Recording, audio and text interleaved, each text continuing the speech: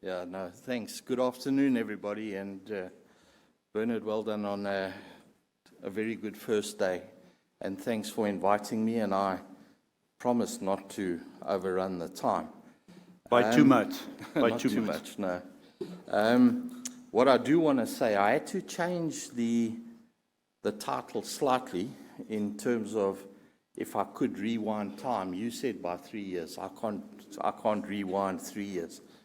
I have to go back 10 years. So, and it's a little bit like John Thornton. You know, you're going to have to bear with me. I've got a lot to share with you before I get to the actual answer. Yeah, but John wasn't standing between us and wine, so just no, that I understand. Be aware. That I understand well. So, of course, with any good mining presentation, please read the disclaimer. I do want to start off by sharing, and you will see the relevance as we go through this, our ethos as Sibanye-Stillwater and how it builds up into critical metals. But our tree represents the ethos of the company. I'm not going to go through it in detail other than to say our values are our roots and our values are ICARES, standing for innovation, commitment, accountability, respect, enabling and safety. The trunk of the tree are the people of our company. They give it strength and direction. We are principally a primary miner, and safe cost, volume and quality is absolutely necessary if the tree is to grow.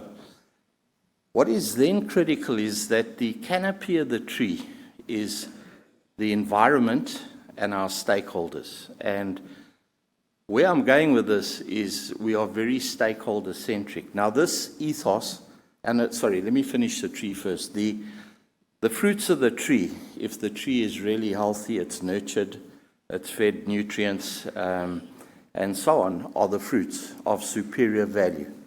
Now, that tree was developed in 2013, long before it became popular to talk about being stakeholder-centric. And it forms the foundation of the way we engage with stakeholders, the way we think about doing business, and of course, underpins our strategy. Now, the next part of a strategy is understanding the environment around you. And we talk about the grey elephants. The grey elephants are similar to black swan events, but they are highly probable, high impact, yet often ignored trends of the 2020s. And there's 8 of them, and you can choose to ignore any one of them at your peril.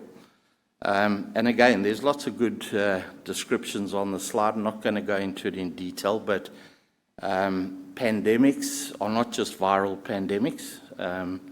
COVID-19 was known about, was ignored, and of course we all know how we suffered through that. But the invasion of the Ukraine is a pandemic because it's hugely disruptive to supply chains, and you'll see where I'm going with supply chains.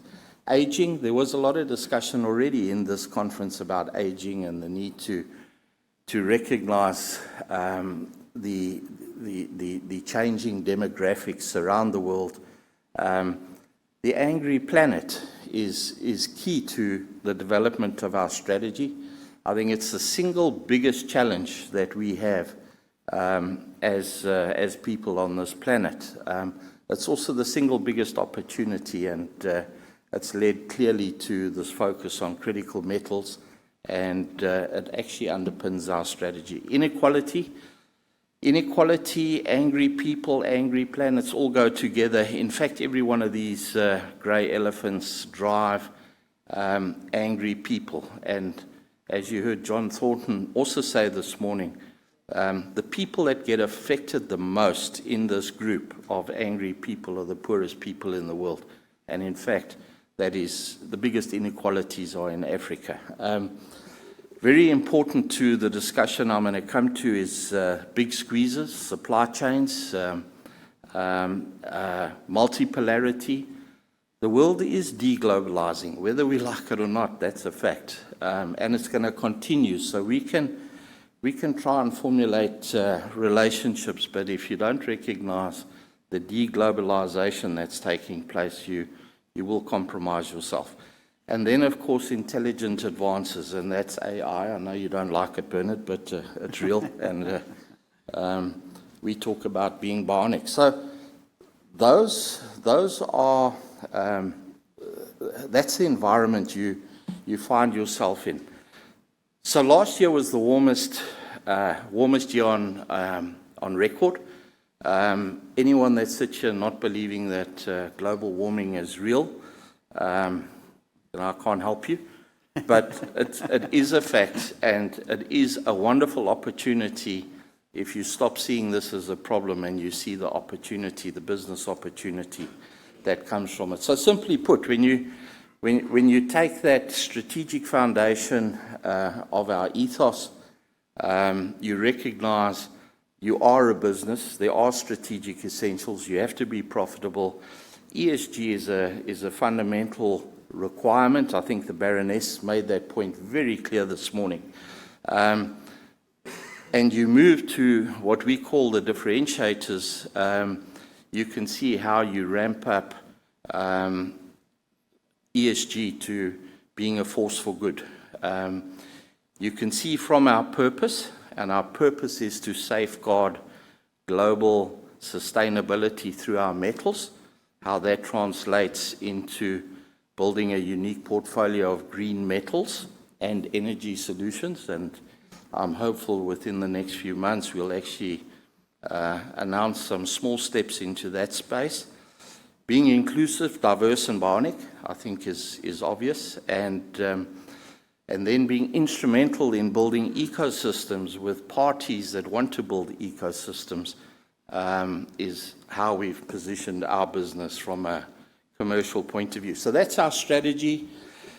It's not recent. It's been around for quite a while. These are sigmoid curves that demonstrate our move from gold, which is now a very small part of our company, into PGMs, which still have a great future, and we can argue about that in question time.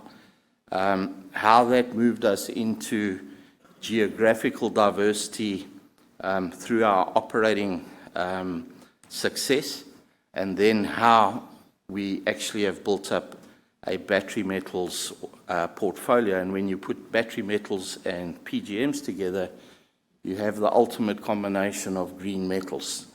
What that should also show you is the entry into recycling and very consciously into tailings retreatment. Now, let me say a bit more about it.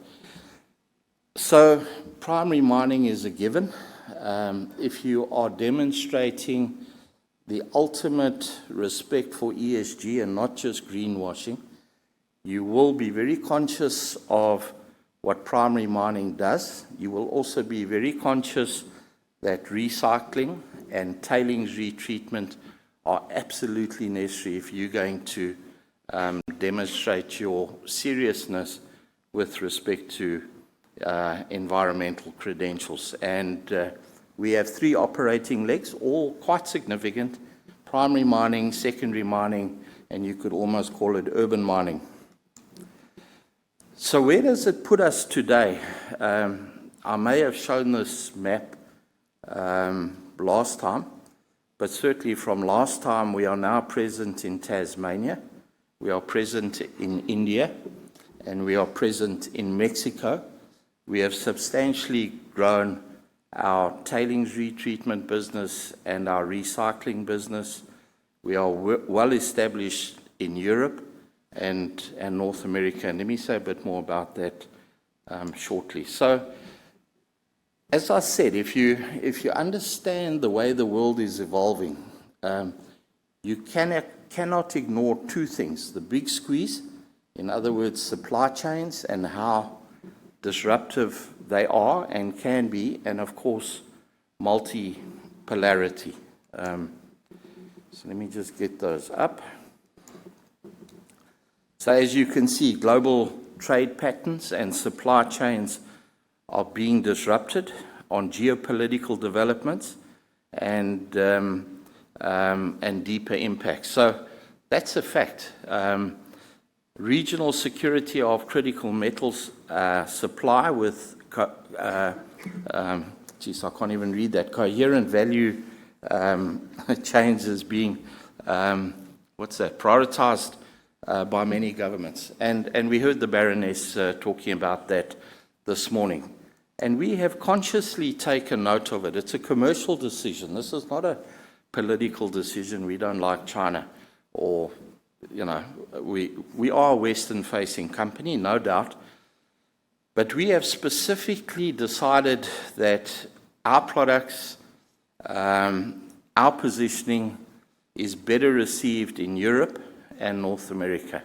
And you can see how we have slowly but surely positioned ourselves in countries like France and Finland with a view to supplying Europe. You can see how we've positioned ourselves in North America with a view to becoming part of those supply chains. So that's not really a political decision. That's a commercial decision. We don't want to be contract miners for the East. We have a view of being more involved in the supply chains and being more vertically integrated. So this wasn't part of the subject, but I thought I would bring it up, seeing as though this is the theme of the conference. There's absolutely a tug of war going on between the East and the West in Africa. And I would just say to the governments of the West, if you want to benefit from the extraction of these critical metals in Africa, you've got to raise your bar. You've got to do more in these countries to neutralize what has been going on for a long time from the East. And you've got to help companies that want to develop projects, critical metals. You've got to help level the playing field, because most of the companies we compete against, and Zijin is not one of them, are Chinese state-owned companies who talk about debt in percentages, not multiples, percentages. You can't compete in the Western capital markets with banks that are willing to allow percentages of debt on your balance sheet. And I'm being a bit facetious now, but I don't know that there's a word capital in Chinese. So present company excluded. That is what the Western world governments are going to have to do if they want to level this playing field for Western-facing companies, and even Chinese companies like Zijin. Now, to the governments of Africa, I think just take note of where Africa ranks on the Fraser Institute in terms of investment attractiveness. You have got a lot of work to do as well. There's very few African companies that are on that on the left-hand side of the graph. You've got to do a lot more to actually attract the Western world capital into Africa as well. So it's not. I'm not pointing fingers at one party. I'm suggesting that both governments of Africa and the Western world need to step up and actually help companies that want to provide critical metals in a sustainable way. So coming back to our company, and I thought I heard John Thornton when he was asked to perhaps look back and criticize decisions they had made. He quite rightly said they were probably too conservative in down cycles. It's one of the criticisms I would level at our company, but we have a very good track record of having entered both PGMs and the critical metals at relative lows. And in fact, when you look at the lithium price spike, you can see why we've done no further lithium, because it's just a bubble. Doesn't change our view of the importance of both battery metals and PGMs in this business. So, Bernard, last time you criticized me for our share price. I thought we would go back 10 years from when we existed to all the way through the cycle. Yeah, but now you're criticizing me for buying 2 years ago, not 10 years ago, you see.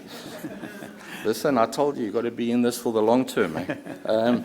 But we think we've done fairly well. And that's one of our stakeholders, a very important stakeholder. And if you look at other stakeholders, you can look at how we've grown shared value with other stakeholders as well. And I'm not going to go through the list. So in terms of the question, I think that when I look at that, I look at where the world is today. We are exceptionally well positioned to continue creating superior value, but we do need to accelerate our impact. If I'm critical, and I'm not suggesting, but I would never put it in writing, by the way, if we had made mistakes, I would say that we believe that our strategy has been right, it's been forward-thinking, and if only we could have done more. And yes, they're minor mistakes, but I don't think that's what this audience really wants to hear. So thank you. I hope I stuck to the time. Oh, thank you, Neal.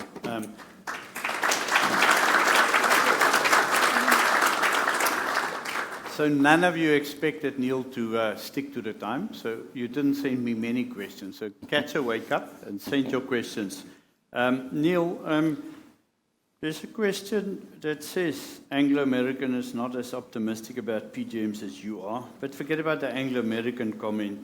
Do you agree with their decision to divest from this industry based on your optimism? Now, again, I think the question speaks to Anglo's decision to spin off platinum. I think that's a different conversation. Let's deal with the two things. The first one is PGMs. Are you optimistic? Are you more optimistic than what you sense the rest of the world is? Yes, absolutely. I think we have got to understand, and we call it mobility. What is going to make up future mobility, especially based on issues of global warming and carbon footprints? And I'm most excited by battery electric vehicles. Well, let me actually just be a bit simpler. I'm most excited about electric powertrains. They are smart powertrains. The energy sources for that, I think, will come from a number of technologies, from fuel cells, even hydrogen-fueled internal combustion engines, pure battery electric vehicles, and what we call hybrids today. So I remain optimistic in the medium term that PGMs have very specific qualities, and the fundamentals and the work we've done show that they're in deficit. And I think it's not long now and you will see a pop in the price. So again, not to make this about the Anglo-American part of the question, but I mean, 120 years ago, Anglo-America was where you are, diversifying, getting into all sorts of other metals, minerals. Today, the market says you should focus, get rid of platinum, get rid of diamonds. How do you see this play out in your own company? So right now, you're stepping into new. You're the first guy who got gold and platinum together. Many of us have tried and fantasized about it. You went beyond that. Is there a point where the next step is you have to focus, you have to get rid of gold, you have to get rid of platinum? How do you see this play out? Yeah. Listen, it is certainly being discussed. There's a point at which you unbundle assets, and it's a cycle you go through. I think to build a diversified portfolio, you need a balance sheet. It's not easy to build these companies from scratch. So there is a point at where it makes sense to unbundle an asset to create value. And I think that's probably more why Anglo is doing it than having lost faith in PGMs. So yes, listen, it is part of the end game, but it's still a long way away. I want to, I don't understand the question, perhaps you will understand it. What is Sibanye's Trojan horse? I also don't know. Over wine, come up to Neal and say, I was the idiot who gave that cryptic question. Here's what I really meant. Okay, over wine. Okay.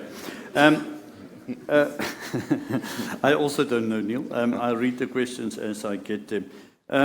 It could be James Wellstead. Eh? Yeah. I would have called that him a whale, but not a horse. But hey, it's not for me to comment on any of these sort of things. James, are we still friends?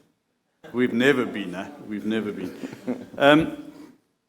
I was now thrown off my own line of thinking. So, Neal, there's a perception, and this is in South Africa, that you're an extremely outspoken critic of things.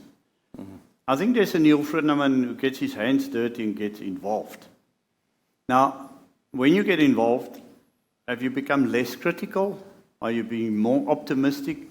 Just take us, and I do apologize, audience, this is a South African conversation comment, but you are extremely involved in trying to fix things in South Africa, or that's my perception. Has that made you less critical? Are you no longer allowed to be critical, or are you more optimistic? Where on the spectrum are you? Just share a bit of that journey with us, if you don't mind. Yeah. No, listen, I would say that my involvement in the crime and corruption work stream. Is that as a participant of crime and corruption, or just as It looks a bit like a mafia sort of. It could, eh? Yeah. No, as a co-lead of the crime and corruption workstream, I'm not aware of any specific criminal activity, Bernard. Certainly hasn't confused me. I think I remain critical of what the ANC government has done to South Africa over a period of 20 years. That's there for everybody to see. It's unacceptable. The corruption is unacceptable. The destruction of capacity within government is even more obvious.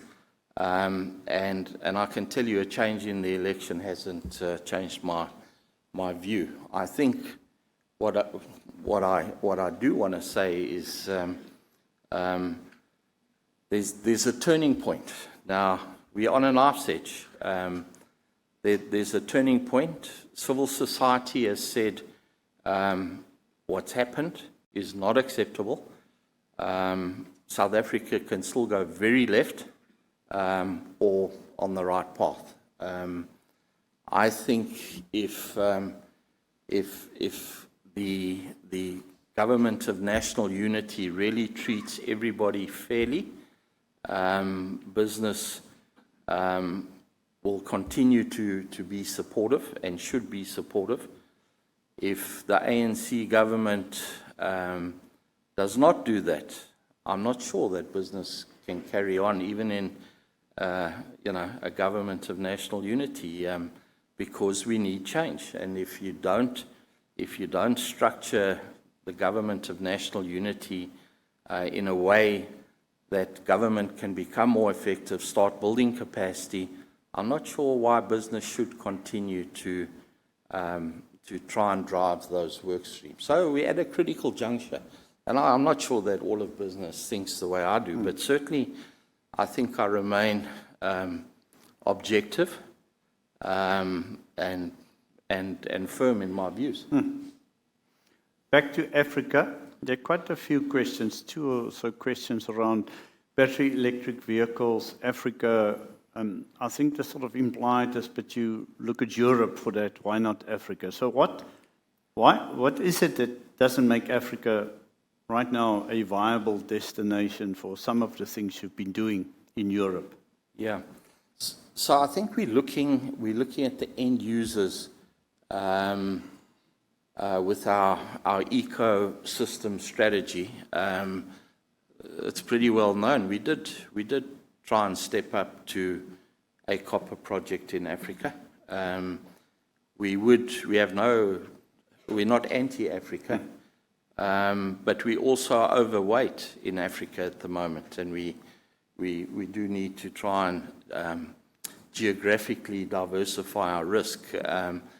We have put up our hands and we've been well received in Europe and in North America as being part of the solution of assisting those continents with critical metals, and we've actually received a lot of support for that. So we're not anti-Africa. I think we would like to play our part, but there's also so much that we will accept and not accept.